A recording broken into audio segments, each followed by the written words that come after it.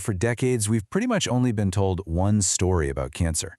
But what if there's a completely different story? One that could flip the script from fear to empowerment and shift our focus from broken genes to the very way our bodies make energy. Today, we're going to explore a really hopeful and powerful perspective on cancer, one that's grounded in the idea that maybe, just maybe, it's a metabolic disease. Okay, so let's start with what we all think we know. The conventional story, the one that has dominated medicine for generations, is that cancer is at its core a genetic disease. You know the one I'm talking about, the narrative of DNA mutations causing our cells to go haywire and grow out of control. This has been the central idea, and it's shaped pretty much all of the research and treatment we see today. But here's the question that can change everything. What if those genetic mutations aren't the cause? What if they're actually a symptom? What if the real problem, the root of it all, is actually a breakdown in how our cells produce energy? That one simple question changes the entire game. To even begin to explore that question, we're going to need a new map. So instead of zooming in on the cell's genetic blueprint, this map guides us somewhere else, to its powerhouse, its engine room, its metabolism. And look, this isn't about just throwing out the old map entirely. It's about adding a vital new layer that might just show us a different path forward. And this slide just lays it out so clearly. On the one hand, you've got the familiar genetic view. It's all about those DNA mutations happening inside the cell's nucleus. But then look over to the other side. The metabolic view points to a totally different culprit: damaged energy production in the cell's mitochondria. So the focus shifts from just uncontrolled growth to a faulty metabolism. It's kind of like asking if the problem with your car is bad software or a broken engine. Now, what's so fascinating is that this new idea, it isn't really new at all.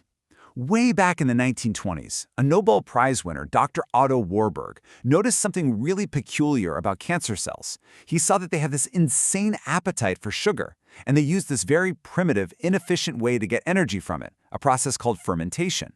And they do this even when there's a much better oxygen-fueled way available.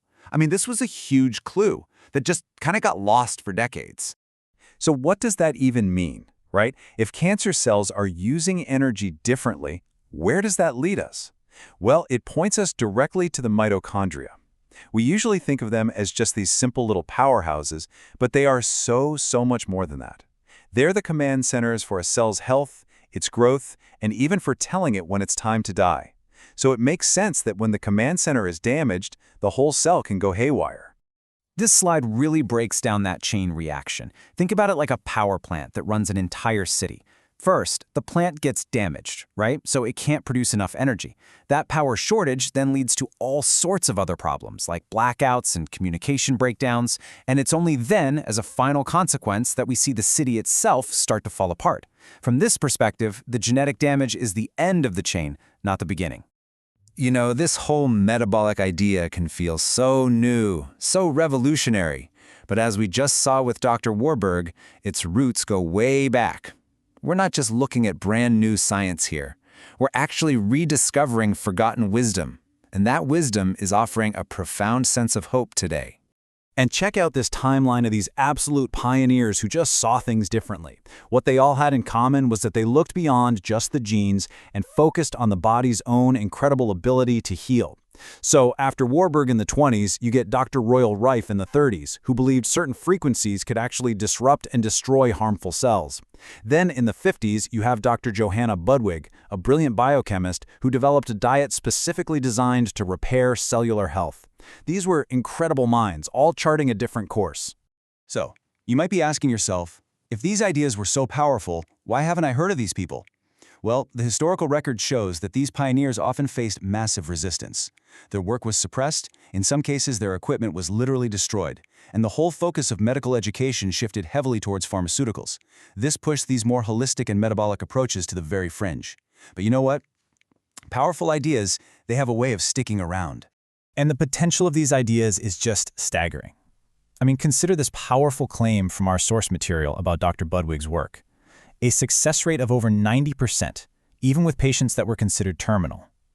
Now, to be clear, this was not a modern double-blind clinical trial or anything, but it is a powerful testament to what might be possible when we look at the body's health from a completely different angle.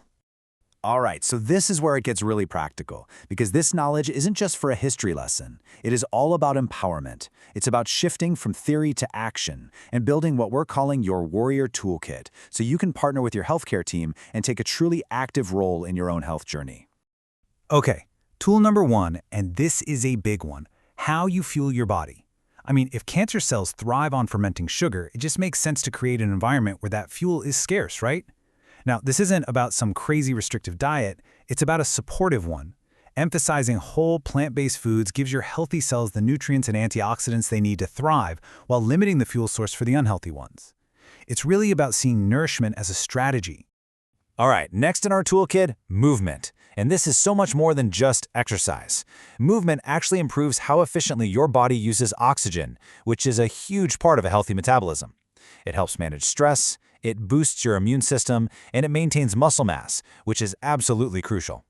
And hey, we're not talking about running a marathon tomorrow. The goal is to find joy in moving your body today, whether that's a gentle walk or a yoga class, and building a habit that you can sustain for life.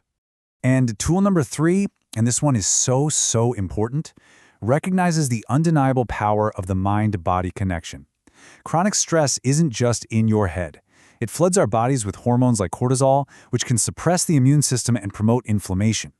That's why things like meditation or deep breathing, or even just connecting with people you love, they aren't soft skills. They are vital biological interventions.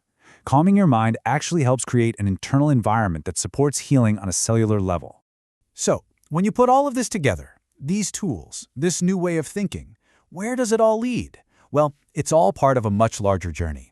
It's a journey from being a passive recipient of care to reclaiming your own power. It's the journey towards sovereignty. And it is so critical to remember this. Your journey is uniquely yours. For way too long, medical research, especially big clinical trials, often just excluded women. And that has created a real knowledge gap. This makes it even more important for you to be your own advocate, to ask the tough questions, and to make sure your voice is heard. So what's the big takeaway here? What does all of this really mean? It's a huge emotional and psychological shift. It's a movement away from that feeling of fear and helplessness that a diagnosis can bring, and a move towards the incredible empowerment that comes from being an informed, active participant in your own healing. And that right there, that is what we mean when we say health sovereignty. It's not about rejecting medical advice, it's about enhancing it. It's the authority you reclaim when you do your own research, you listen to your own body, and you become a true partner in your own health journey, making the choices that feel right for you. You know, at the end of the day, no matter which path you explore, whether it's metabolic theories or nutrition or ancient wisdom, it all starts with one thing: knowledge. The simple act of becoming informed is maybe the most powerful first step you can possibly take on any path to healing. So, I want to leave you with this question to really think about. After exploring this new map, this new way of thinking, what does health sovereignty truly mean to you? How can you become the most empowered warrior on your own unique journey? Because the answer to that question, well, that's the beginning of a whole new story.